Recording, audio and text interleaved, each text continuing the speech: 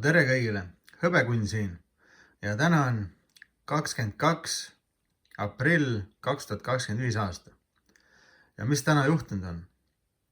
Juhtunud on see, mida ma olen juba ammu oma videotes rääkinud, et kulla hind on lõpuks ületanud 3000 euro piiri. Nimelt siis täna käis kulla hind juba 3032 euro peale ära. Et päris uskumatu on ju. Hetkeseis on siis kuld on 3005 eurot untsi kohta ja hõbe on 28 eurot untsi kohta. Ja sellised lood, kes mu eelnevaid videosi on vaadanud, siis eks ma ennustasin ka seda ja isegi inimesed on ennustanud selle aasta lõpuks 3500 euro piiri. Ma ise ei tea küll, kas selle aastaga päris 500 eurot veel tõuseb, aga no ei tea, võib tõusta ka, et igastahes siin mõned inimesed on isegi teinud selliseid hullusi ennustusi, et 2 aasta pärast on 5 tonni, 1 unts kulda. Aga nii kaugele ma ei laskuks hetkel, et mida ma tahtsin öelda, et saime selle 3000 euro piiri kätte. Ja arvatavasti siit võib ainult kõrgemale minna. Sellepärast, et maailmas on ikkagi rasked ajad praegu. Sõjad, inflatsioonid ja kõik muu, et maailma need keskpangad on kõik täiega mures, et kuld on nii kõrge hinna saavutanud. Ja pangad lihtsalt ostavad suurtes kogustes kulda omale praegu. Igasugused keskpangad, erinevate maade omad. Et jah. Et keegi ei tea, mis saab, mis maailmas toimub, praegu on igasugused keerulised ajad. Igasugused tariifid ja maksud ja inflatsioonid ja sõjad. Aga mis ma siin veel tegelikult rääkida tahtsin täna, on see, et kuna kuld käis lausa 3032 euro peal ja hõbe on ikka veel 28 eurot untsi kohta, siis see kulla ja hõbeda skaala oli tänase seisuga siis 105 untsi ühele. Aga mida see tähendab? See tähendab seda, et oletame, kui teil on 1 unts kulda, oletame 1 untsine münt kulda, see siin ei ole muidugi, aga oletame, teil on. Siis, et 1 unts kulda vahetada hõbeda vastu, on teil vaja 105 untsi hõbedat. See tähendab seda, et kas kulla hind on liiga kallis või hõbeda hind on liiga madal. Aga nagu näha, siis kuld ainult tõuseb ja tõuseb ja hõbe on kuidagi unarusse jäänud. Ei taha veel tagant nagu järgi minna. See tähendab seda, et kuna skaala vahe on nii suur hetkel, siis tasuks teil osta hõbedat või investeerida hõbedasse. Las ma seletan teile, miks. Mingi aeg nagunii peab hakkama hõbe liikuma kullale järgi. Kuna see juhtub, seda ei tea me keegi. Aga see vahe juba läheb liiga suureks. Aga isegi oletame, et te ostate praegu 1 untsi kulla asemel, ostate näiteks hõbedat.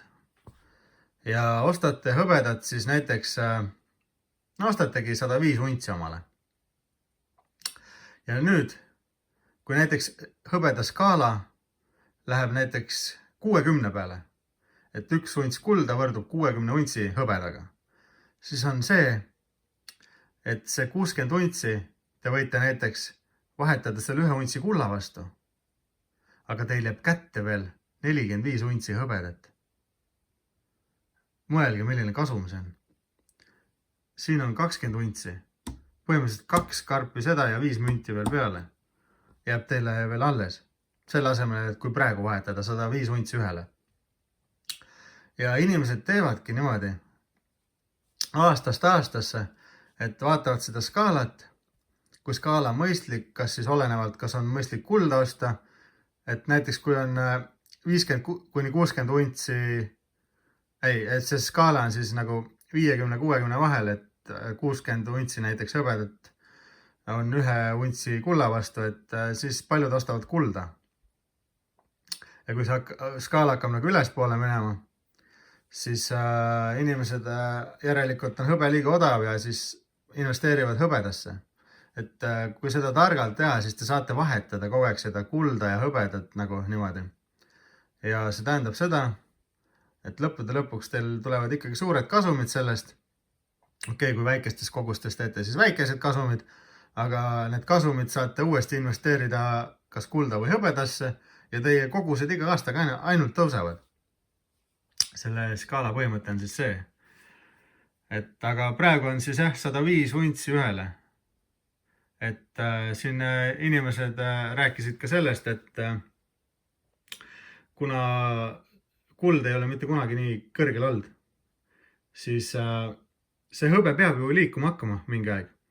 Ja no ma ei tea, inimesed arvestavad neid inflatsioone, aastate pikkusi skaalasi ja kulla hindasi ja siis nende järgi niimoodi spekuleerivad, et praegu peaks ühe untsi hõbeda hind olema kuskil $150. No ütleme, ma ei tea, no ütleme 100-125 eurot. Üks hõbemünt ühe untsina. Et siis ta oleks nagu kullaga enam-vähem niimoodi tasakaalus. Aga no 28 eurot üks mündike praegu maailmaturu hinna järgi. Et no varem või hiljem ta peab tõusma hakkama või siis peab kuld tohutu languse tegema. Aga seda ma hetkel ei näe, ma näen ainult kulda tõusmas ja keskpangad ja inimesed ja noh, investeeritakse palju. Jah, vot sellised lood.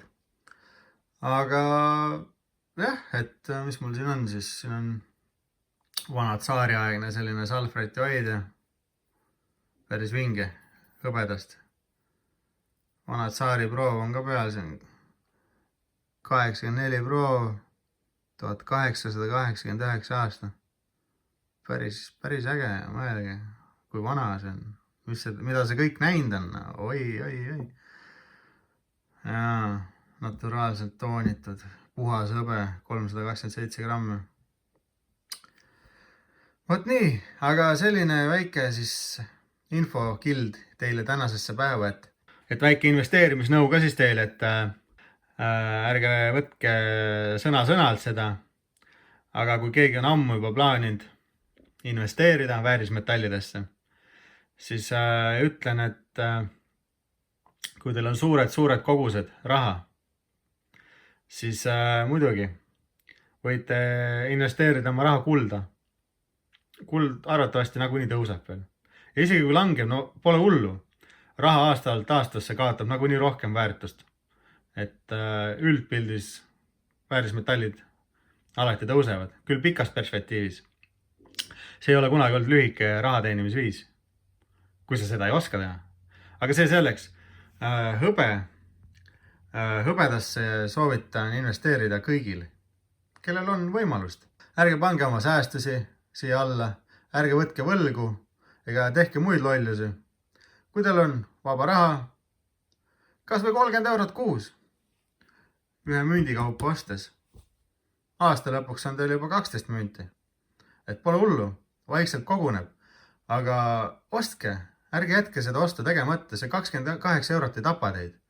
Aga tulevikus mõelge, kui see 28 eurot teenibki teile $150, et noh, see võib olla hea pensionifond või miks mitte mingi auto laenu, maja laenu, makse, mingi võimalus, et kui te aastaid kogute, panete kõrvale, lõpuks igatpidi tasub teil see ära, et ega see kuhugi ära ei kao, te hoiate ju seda, see on teie käes ja kui teil vaja on, siis te saate selle alati maha müüa.